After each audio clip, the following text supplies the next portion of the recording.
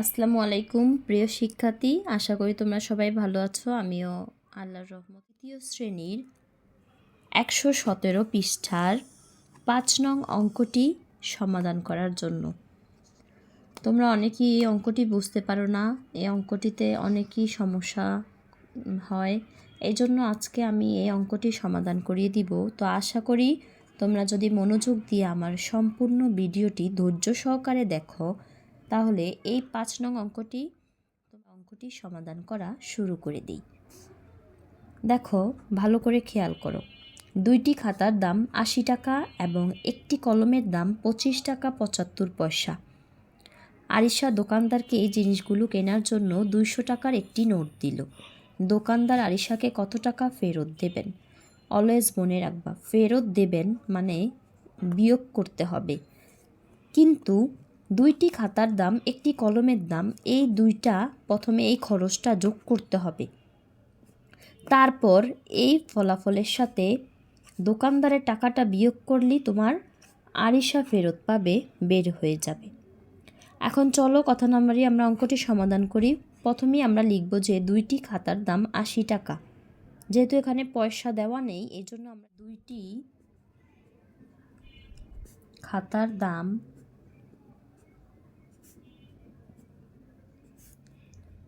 80 টাকা 00 পয়সা। একটি কলমের দাম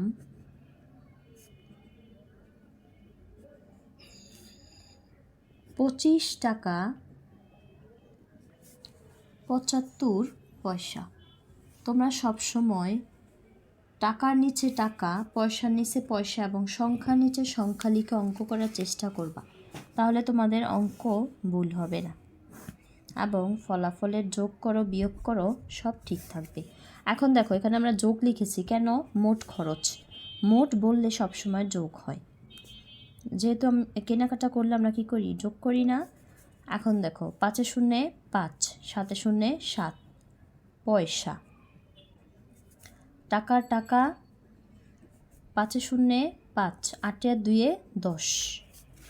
এখন দেখো, মোট খরচ হচ্ছে 105 টাকা 75 পয়সা। কিন্তু আরিশা দোকানদারকে 200 টাকার একটা নোট দিচ্ছে।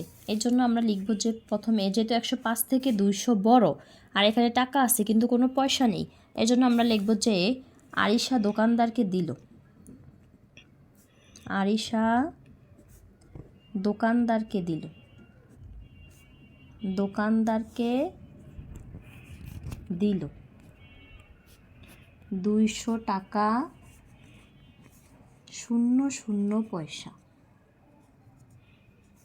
মোট খরচ, মোট খরচ 105 টাকা 75 পয়সা। যেহেতু তোমার ফেরত দেবেন বলছে, মানে বিয়োগ করতে হবে, সুতরাং ফেরত দেবেন, ফেরত দেবেন। 5 আছে 10 হবে। দেখো, বিয়োগের সময় উপরে শূন্য থাকলে 10 ধরতে হয়। 5 আছে 10 হইব 5 হইলে, হাতে আছে 1, 7 আর 1 8, 8 আছে 10 হইব 2 পয়সা।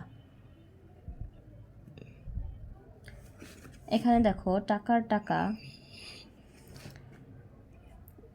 দেখো 5 আছে 10 হবে 5 হলে, হাতে আছে 1, 7 আর 1 8, 8 আছে 10 হইব 2 হইলে, হাতে আছে 1, 5 আর 1 6, 6 আছে 10 হবে 4 হইলে, হাতে আছে 1, 1 আছে 10 হবে 9 হইলে, হাতে আছে 1, 1 1 2। সংখ্যায় সংখ্যায় মিলে গেলে শূন্য, কিন্তু তোমার সংখ্যার আগে শূন্য বসে না। এবার উত্তর হবে 94 টাকা 25 পয়সা। তো ধন্যবাদ তোমাদের এতক্ষণ ধৈর্য সহকারে আমাদের ভিডিওটি দেখার জন্য। আশা করি তোমরা যদি এই ভিডিওটি ভালো করে মনোযোগ দিয়ে কয়েকবার দেখো, তাহলে এই অঙ্কটি তোমাদের আর কখনো করার সময় সমস্যা সৃষ্টি করবে না। আর যদি না বুঝতে পারো, অবশ্যই কমেন্ট বক্সে আমাকে জানাবা, আমি আবার বুঝিয়ে দিব। এবং এরকম যদি তোমরা আরও অঙ্কের সমাধান পেতে চাও তাহলে অবশ্যই কমেন্ট বক্সে আমাকে জানাবা। অবশ্যই তোমার অধ্যায় এবং পৃষ্ঠা এবং অঙ্ক নাম্বার লিখে দিবা, তাহলে আমি তোমাদের জন্য নতুন আরও ভিডিওতে ওই অঙ্কগুলো সমাধান করিয়ে দেওয়ার চেষ্টা করব। তো সবাই ভালো থাকো, সুস্থ থাকো। আসসালামু আলাইকুম।